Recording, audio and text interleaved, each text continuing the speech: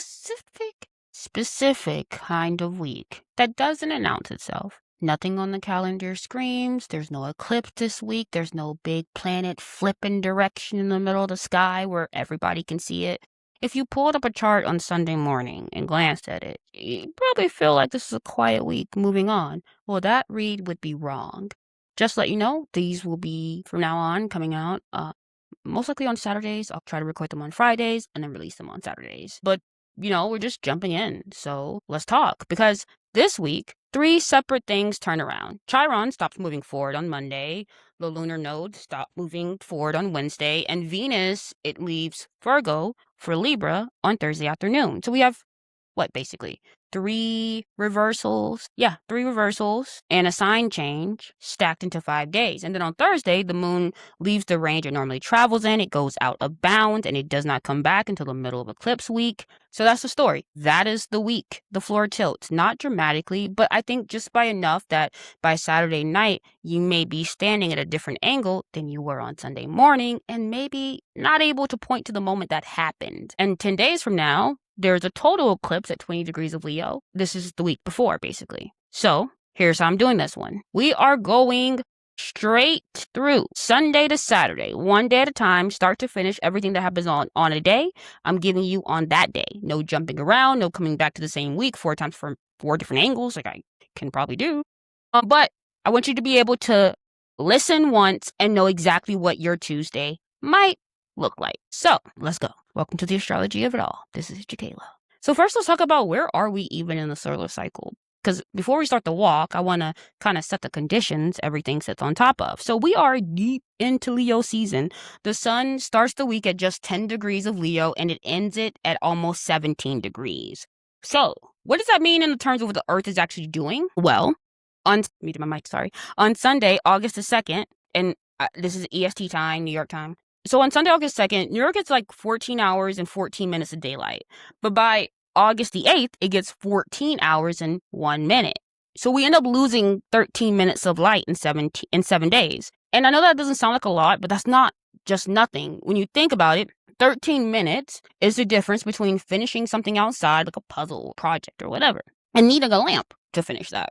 And on Friday morning, the sun hits 15 degrees of Leo. So this is the exact midpoint between the summer solstice and the fall equinox. This is what's called the cross quarter. And we are, this Friday, precisely halfway through the backside of summer. So this is the part I want you to sit with, because it is the whole reason, the zodiac kind of exists as a language. You know what I'm saying? Like, people watch this, not once, but across generations. And you notice the hottest stretch of the year and the shrinking stretch of the year are the same stretch of the year. The ground is still radiating heat. It absorbed weeks ago. The air is heavy. Everything looks like abundance. And the light is already going. And see, that contradiction is what Leo is. Not confident and dramatic as some personality quiz answer, but it's the felt experience of peak output happening at the exact moment the input starts to decline. It's the fullness that already contains its own ending. Somebody living inside that stretch of the year after year, needed a word for it. And that's where I find language coming from. Watching what happens to the Earth as the sun moves through the year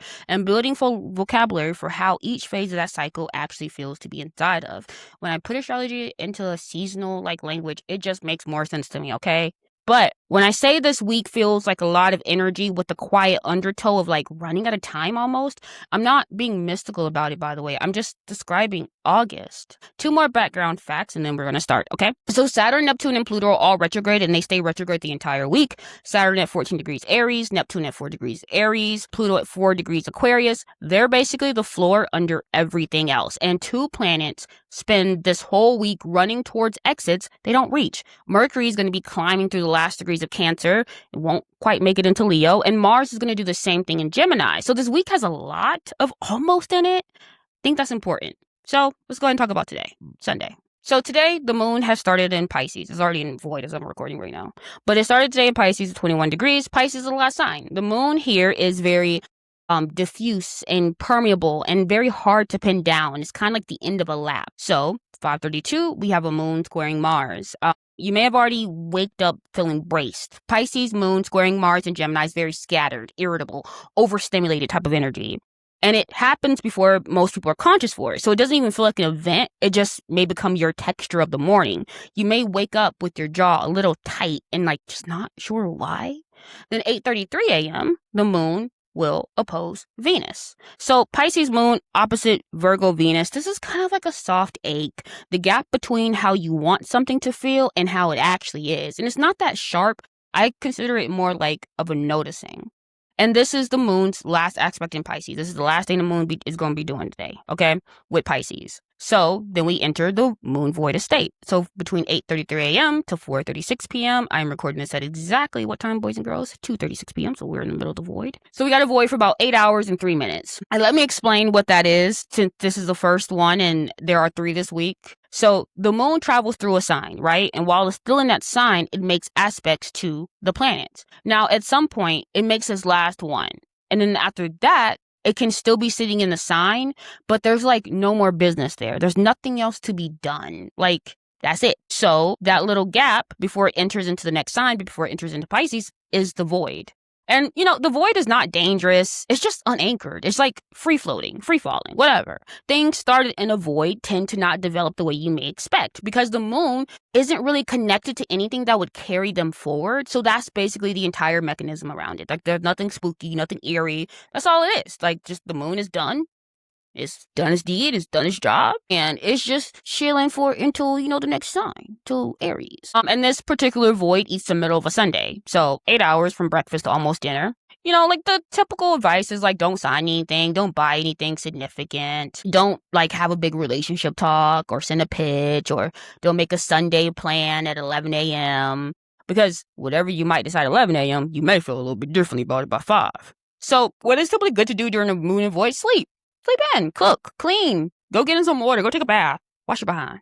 Anything repetitive, anything with no outcome attached. It's honestly like moon and void times are my times I'm like, I'm just going to let go and just live life. Yeah, that's where the Pisces kicks in. But then the Virgo's like, moon and void is over, let's get to work. So yeah, nothing wrong with moon and void. And then 4:36 p.m. tonight, or this afternoon, moon will enter Aries. The engine will come back on. Aries is the first sign. It's like the beginning of the lap. The moon will shift from dissolved to direct in about 20 minutes, okay? So if I had to put Sunday in like a line, I would say friction in the morning, genuinely unstructured through the middle.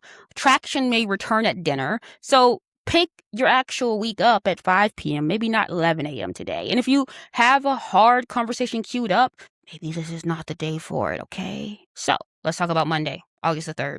So on Monday, August the 3rd, the moon will be in Aries all day, starting at 4 degrees. This is the busiest day of the week, and I find it front-loading hard, okay? So at 12:10 a.m. to about 1:55 a.m., we're going to have our moon sextiling Pluto. 12:22 a.m., we're going to have our moon conjuncting Neptune. 1:55 a.m., we're going to have our moon sextiling Uranus. So that's 3 aspects inside of 2 hours all overnight. If you have like strange dreams Sunday night until Monday, this could be it. The Neptune conjunction especially, I think, because Aries Neptune, it's like a weird one. It's like an imagination with a sharp edge on it. And like, think about like the trident, like the trident, you know what I'm talking about. Think about the trident, but like with fire on top, like with a little sharp edge on it. So the moon walking over it at 12:22 a.m. can make for a kind of dream that's very vivid at 3 a.m. and maybe just completely gone by 9, okay? If you're the kind of person who keeps something like by your bed, keep it. You may need it, okay? 6:20 a.m., moon will trine Jupiter. This is a genuinely good waking up aspect, okay? The Aries moon will be trining Leo Jupiter, which is like optimism with a body attached. You get up, things feel possible. This is real. It's like not a mood swing. Like it feels like you can get up. So then 1:24, we have our moon trining your sun. I love waking up to an Aries moon, by the way. I don't know. It just feels, the day typically feels so good. We'll see if I feel that way tomorrow. But it's typically how I feel. So then moon trine sun at 1:24 p.m. on Monday, August the 3rd. So this is like an early afternoon flow. And listen, let me be a little direct with you. This is the best working window of the entire week. Not one of the best, but the best. And I'm saying that because it's going to be fire trining fire with both sides supported. We got Leo sun going on, and then we also have Aries moon going on. So it's good, okay? And they're in fire signs. Both sides are supported. Jupiter's trine is still in the air from the morning. So like the middle of a Monday, when you're already at your desk, hey, get to work. Okay, if you can, block like the afternoon to about 3 o'clock, and everything that's your hardest, highest stakes task, put them there. Defend it from meetings. If there's a piece of advice in this whole episode, make do with that time you got, okay? All right, moving on. 4:10 p.m., Chiron stations retrograde at 0 degrees and 52 minutes of Taurus. So this is a little, like, not a little, this is a big structural event of the week. So I'm going to stay here for a second, okay? So 52 minutes of arc. That is actually less than a degree into the sign. Less than 1 degree. So Chiron, it entered Taurus recently, and it took a few steps, and in a way, now it's turning around. And because Chiron is one that moves so slowly, it's not a planet, but it moves so slowly, it will probably spend like the next several months walking backwards, and then it'll cross back into Aries before it's done. Now, I want to be careful here because I think Chiron, did I put something separate in here? I did. Okay, perfect. I thought I did. Good job, Tequila. So, sorry, I'm talking third person there randomly. But here's how I actually read Chiron, okay? Sometimes I think it gets talked about a little unhelpful, and sometimes I struggle to explain it. I have struggled to grasp it at times, but I gotta get it now. But this is the placement that's typically called the wounded healer.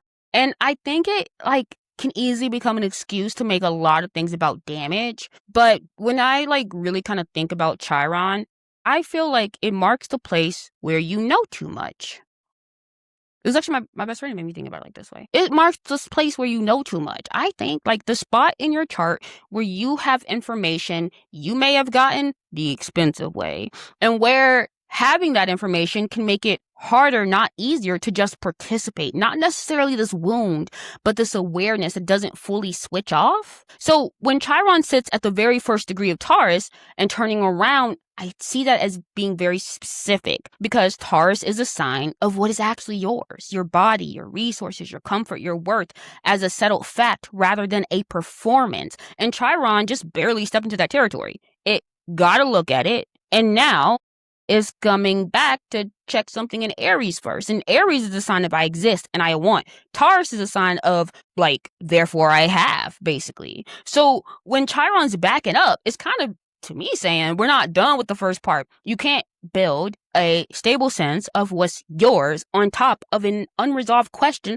about whether you get to want things in the first place. And I find that to be the assignment for possibly the next several months. And that assignment, I believe, is going to be starting Monday at 4:10. Now, times are not exact, okay? But listen, because you're not going to just feel some lightning bolt. Chiron stations are very slow.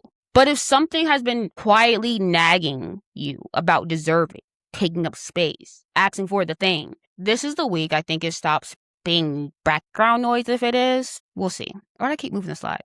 Oh, sorry, you need to go back. So, because we have one more to talk about. 7:21 p.m. on Monday, August the 3rd, Moon conjunct Saturn. So the day's kind of closing with the wall, because Moon conjunct Saturn in Aries is the evening where it's almost like, give me a second, almost like all the enthusiasm from earlier, in a sense, hitting a limit, like a bill, a no, a person who doesn't have the bandwidth, or you could just be plain tired, and that could just arrive by the 7:30. So I would say try not to schedule anything emotionally demanding after 7 p.m. on Monday, because Saturn may end up making it feel heavier than it actually is. And you may end up walking away from a normal conversation feeling something actually went wrong when it may not have. So if I had to put Monday in one line, I would probably say that this is the high point of the week, and dreams overnight, optimism at breakfast, your best 3 hours at midday, a little slow structural turn at 4, and a hard stop at the evening. So use the middle and protect the end. Now let's talk about Tuesday, August the 4th. So Tuesday, August 4th, Moon is going to still be in Aries, starting that day at 17 degrees. Aries Moon, it burned hot and then it burns out. And Tuesday is still the burning out part, I guess, for the most part. So 10:16 a.m., this is going to be our first aspect of the day. Moon will be squaring Mercury. So this is a very communication friction mid-morning. When Aries Moon squares Cancer Mercury, it's almost like impatience meeting sensitivity. Somebody may say something effectively or efficiently, and then someone else may just hear it as cold. Or You could send that fast reply, and that fast reply you sent may land a little harder than you meant it to. So if you catch yourself typing something short before 11 a.m., maybe add a sentence to it, because that could be the whole fix. Sometimes a little sentence can just change the whole tone. You know what I'm saying? So then 2:51 p.m., Moon sextile Mars. This is a very nice, clean, useful, direct energy, and it's very easy to spend. And it's also the moon's last aspect in Aries. So this is where we're going to have another moon in void that's going to be starting, and it's going to start at 2:51 in the afternoon.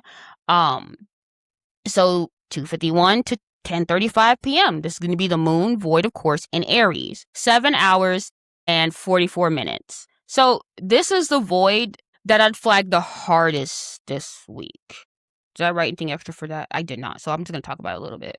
Okay, so I'm just going to go off the cuff. Okay, so, this is not the longest void we have. The other one, the one we're in this very second, is actually the longest void we have this week, I believe.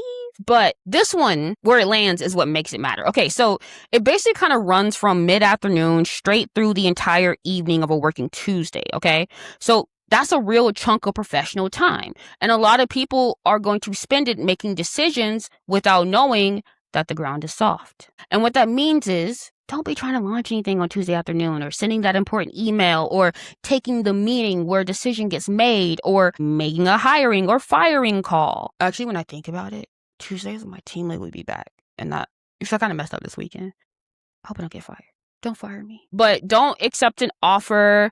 Don't have the conversation that ends or define something that I'm trying to say. Sorry, I always have like 18 things in my brain. But what this time frame, this void, of course, is excellent for is to finish work that's already in motion. If you already got something going on, get it done. Do some administrative work. Clean out your inbox. The tasks that you've been avoiding that don't require any actual judgment. Because Tuesday afternoon is more of an execution afternoon, not a decision afternoon. And if something genuinely has to be decided, I would say wait until Monday morning and you'll probably be fine. So, quick technical note, so I guess I didn't put them all in. 10:25 p.m. that same day, moon will also sextile the north node. And the lunar nodes are not planets, by the way. They're mathematical points. So an aspect to a node doesn't end a void in course, which is why it doesn't count. And the reason why it doesn't is because the void runs all the way to the ingress. And it doesn't do that until 10 minutes later, which is when the moon enters Taurus at 10:35 p.m. So this is when we're going to find the whole tone dropping an octave. Aries to Taurus is basically fast to slow, hot to warm, urgent to settled. If you're still up, you may feel your shoulders come down. So if I wanted to put Tuesday in one line, I would say a little friction at 10, one clean, useful aspect at 3, and then 7.5 hours of soft ground across your working afternoon and evening. So execute, don't choose. Push your decisions to Wednesday, not Wednesday. Hi, Wednesday. We're going to talk about Moon Taurus here, okay? Did I write notes for Moon and Taurus? Yeah, the way I just said is pretty much what Taurus, Moon and Taurus is. It's like, it's chill. It's the opposite energy of what we just described. Yeah, you get it. But August 5th, Wednesday, this is Moon and Taurus all day. This is the pivot day. And it's also going to be the emotional low point of the week, I think, by design. And I think you'll see why. So 12:06 a.m., our first aspect that we have, sorry I keep doing that so much, is, that's what I think sometimes, but is Moon conjunct Chiron. So right at the top of the day, top of the morning to you. And remember, so Chiron just turned retrograde about 32 hours ago. So the moon is going to be walking directly over it and basically lighting it up. So if something surfaces for you late Tuesday night, this could be that. Maybe a memory, a resentment, a thing you thought you were past. Whatever Chiron's doing in your chart, midnight into Wednesday, I think is when you're going to start to feel the temperature of it. And if I had any advice, I would say write it down. Don't be trying to solve it, because this is most likely a several month project, not a Wednesday project. But you can try if you want to. So 5:43 a.m., the moon will be squaring Pluto. This is going to be a lot of early morning heaviness. Taurus moon squaring Aquarius Pluto is like fixed, square, fixed, which means neither side wants to give an inch. You may wake up already dug into something, possibly something also small. And then 12:33 p.m., the moon will be squaring Jupiter. And this is like overextension at midday, because the Taurus moon wants enough, but Leo Jupiter is going to want more. And that's the entire argument. And it usually shows up as either spending money you didn't plan to spend or agreeing to something bigger than you actually may have room for. So if you find yourself saying something like yes or something at lunch on Wednesday, child, sit on it until Thursday, okay? Stall. 6:04 p.m., the true lunar node, is going to be stationed retrograde at 29 degrees and at 54 minutes of Aquarius. Okay, we're going to get into a little bit on this one. Okay, so the true node, it wobbles. It's not a body, it's a calculated point. And it's something that goes back and forth all the time. So a true node station is a real event in the math, but it's not the same order of thing as like the planet turning around. And I'm telling you this because it's in the data and because I think the position matters, not because Wednesday evening is going to feel like the node did something to you, because it won't. But what does matter is where it is. So it's 29 degrees and 54 minutes of Aquarius, 6 minutes of arc from the edge of the sign, and it backed into Aquarius from Pisces about a week ago, which basically just means that the eclipse axis just changed, and we're now in a Leo and Aquarius eclipse series. This is the entire setup for what happens on August the 12th, and I'm going to get to it at the end. All right, then we get the last one, 10:21 p.m., last quarter moon at 13 degrees and 40 minutes of Taurus. I think it's so interesting, like, trying to talk about, now that I know, like, the minute. I didn't know that for a long time, that this is the degree and this is the minutes for such a long time. So now I, love that I know it, so I can't help but use it. Sorry, guys. If I'm being, facetious, last quarter moon at 13 degrees and 40 minutes of Taurus. But people don't often say it that way, so we don't end up knowing that is how the degrees are read. Like, the true node station's retrograde is 29 degrees, 54 minutes Aquarius. Isn't that awesome to know? Anyway, okay. So the last quarter moon, this is the real Wednesday event. The last quarter moon, last quarter is the friction point of the lunar cycle, right? So the moon is exactly 90 degrees behind the sun and is losing light fast.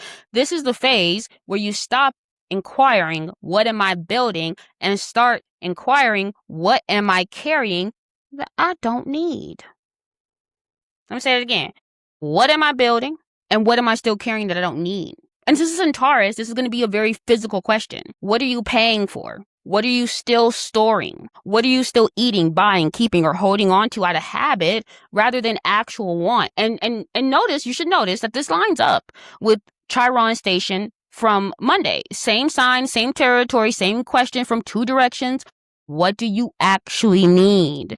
And what have you been carrying because you were afraid to find out you didn't even need it? So I do like journal prompts. They're really thinking prompts. You don't got to write shit down. But I think Wednesday night after 10:21 is the time to get these thoughts over here. My friend like to stretch and think. Okay, what do I own that owns me back? Now, first take it literally. Maybe objects, subscriptions, obligations, a lease, a commitment you kept renewing without thinking, and write those down or just think about them in your head and keep them up there. Then I want you to think about it a second way. A story about yourself, a role in your family, a version of you that people expect and you keep delivering because maybe it's easier than renegotiating. And then one line, I want you to be honest. I want you to think, which one of these am I not carrying into the eclipse? One, not a list, because a list is a way of avoiding the choice. And I know that for a fact because that's me. But anyway, that's my thoughts on that for that day, for Wednesday. So Wednesday, if I had to put it into one line, I would say heavy from midnight to midday. We have a technical turn at 6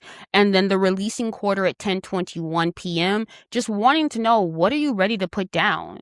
And it'll probably be a low point of the week, but also useful because of it. So now let's move on. Thursday. So Thursday, the moon will be in Taurus and it will be at 16 degrees. And this is what I think is the loudest day of the week, and almost everything lands inside about a 4-hour window in the afternoon. So 1:27 p.m., the moon goes out of bounds at 22 degrees of Taurus. So let me explain this one plainly, because it may be the piece of this week that most people, I don't think, will have on their radar, to be honest with you.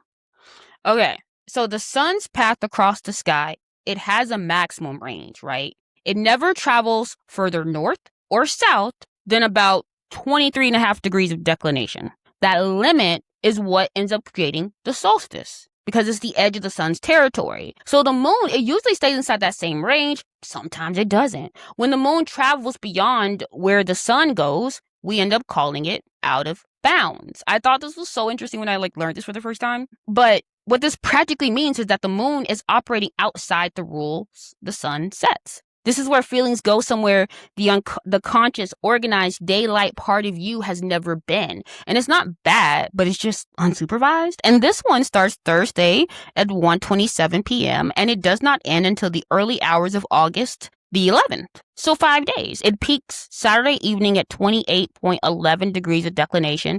I could be saying that wrong, but whatever. And that's pretty far out there. And it also runs directly into eclipse week. So I think that part also matters. Everything from Thursday afternoon on, it has this slightly unreal quality to it. And it's not going to be resolving like while we're talking. So then on Thursday, see, I said it's a big day. So I said it's a big day. It's a loud day. Venus is coming home. And Venus has been in Virgo.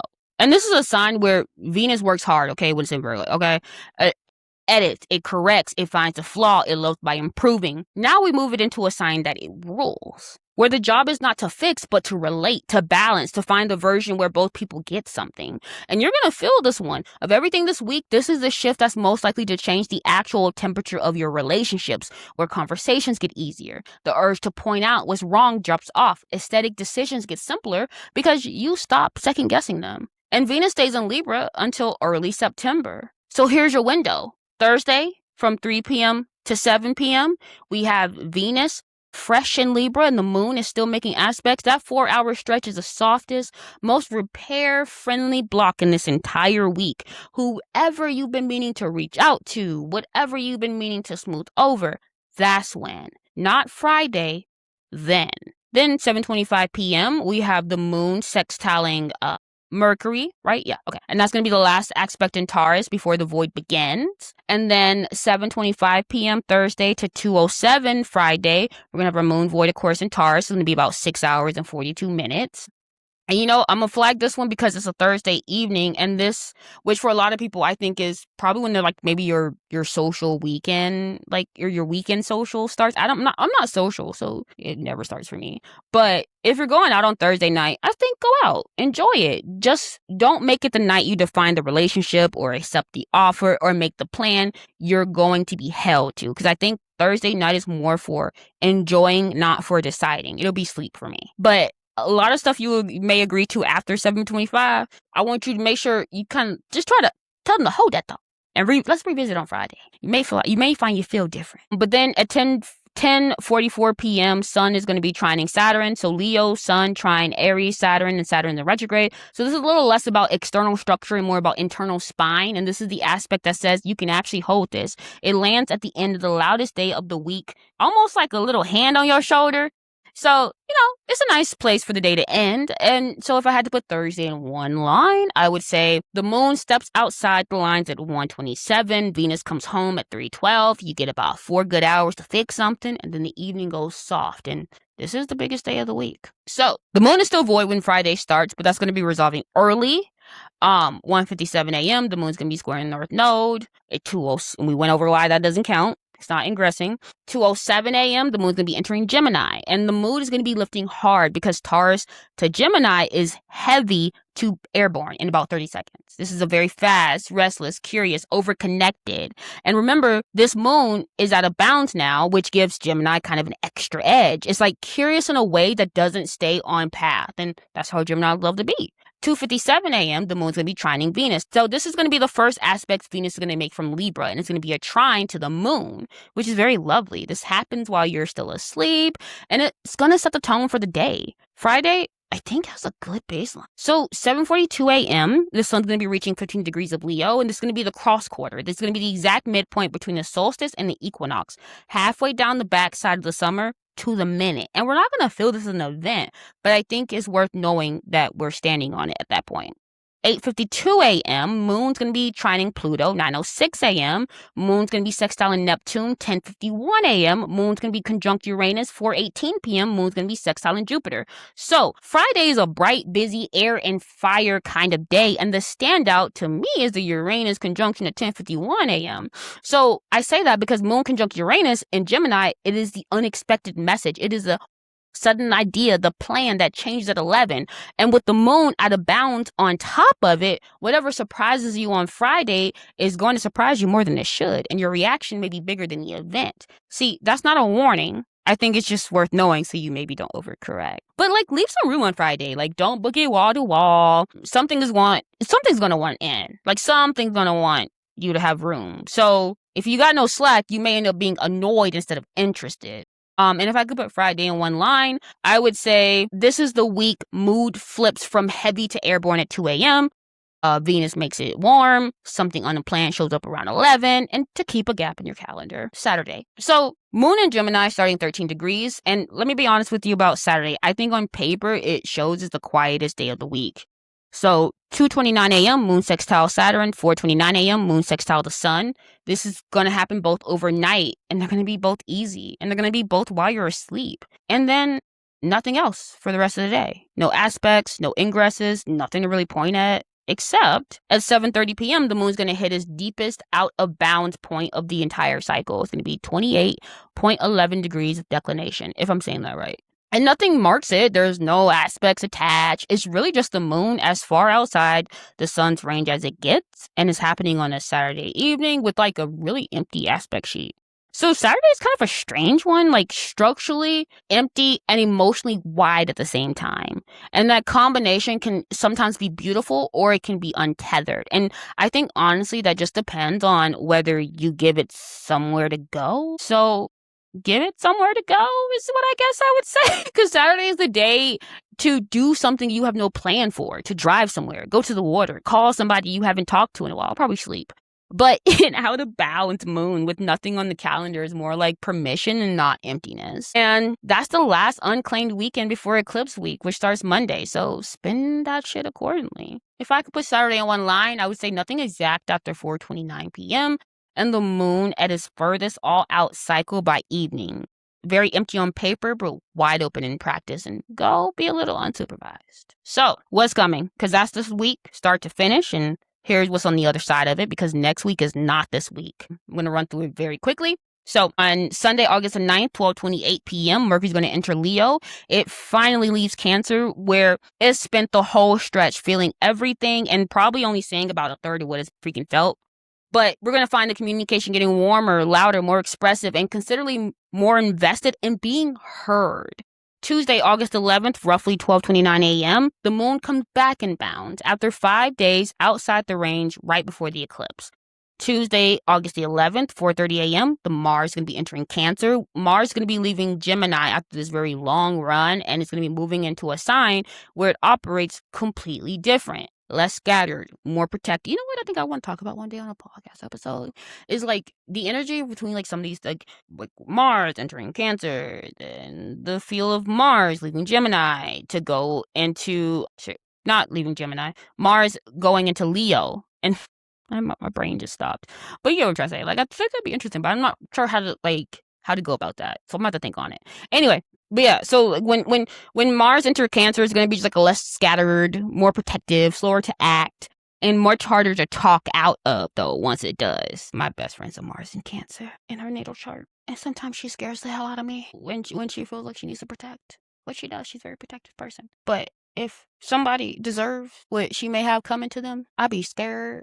Because ain't no way I could talk her out of it. If somebody deserves her smoke, there's no way I could talk her out of it. Only thing I can do is be there. Is just be there. Slightly scared. Slightly hoping that the person that she may be giving the business to don't move. Don't make no sudden movements. Don't do it. Just take that tongue lashing and go on about your day. Because then you're going to activate the other Pisces. I call myself the blue fish, but I'll become the red fish with my red fish if you want to get tripping. But keep your mouth closed and you only got one to deal with. Anyway, but she's a Mars in Cancer.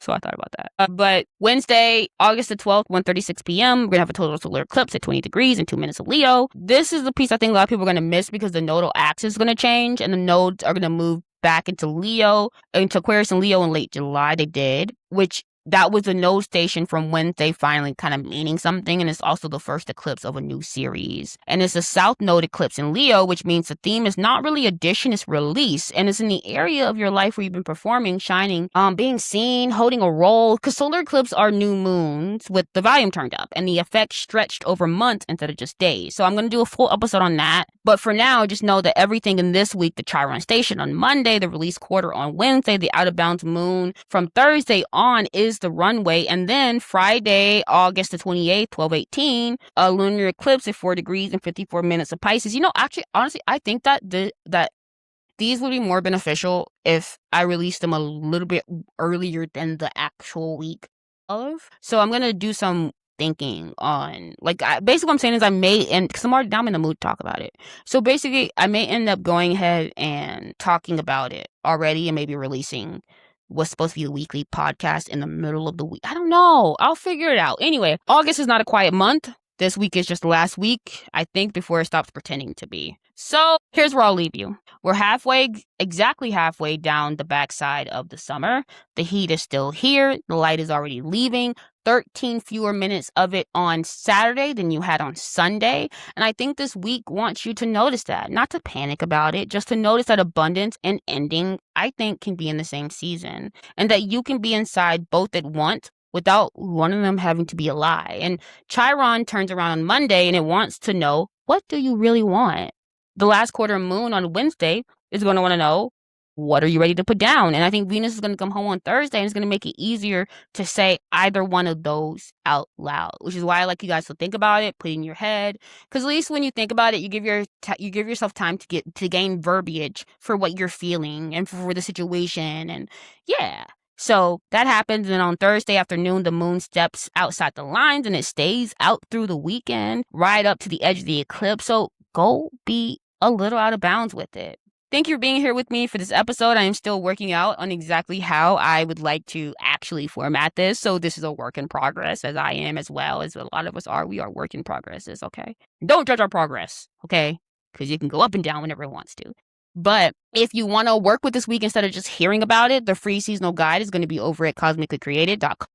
I will also most likely be making a guide for this week, and we'll be doing that for the weeks on, putting this information also in a way where you can just easily glance at it. So, yeah. But also, if you're ready to get deeper than a season, I have the seasonal blueprint. It's your birth chart read as seasonal architecture, not predictions, but a map of which parts of the year you're built for and which parts you have to work with on purpose. So that and the sticker bundles are both at cosmicallycreated.com. All these times in this episode are Eastern time. And thank you for spending this one with me. I'll see you next week or in the middle of this week or on the other side of the eclipse. Let's see. Let's see, boys and girls. Have a good one. Jacayla out.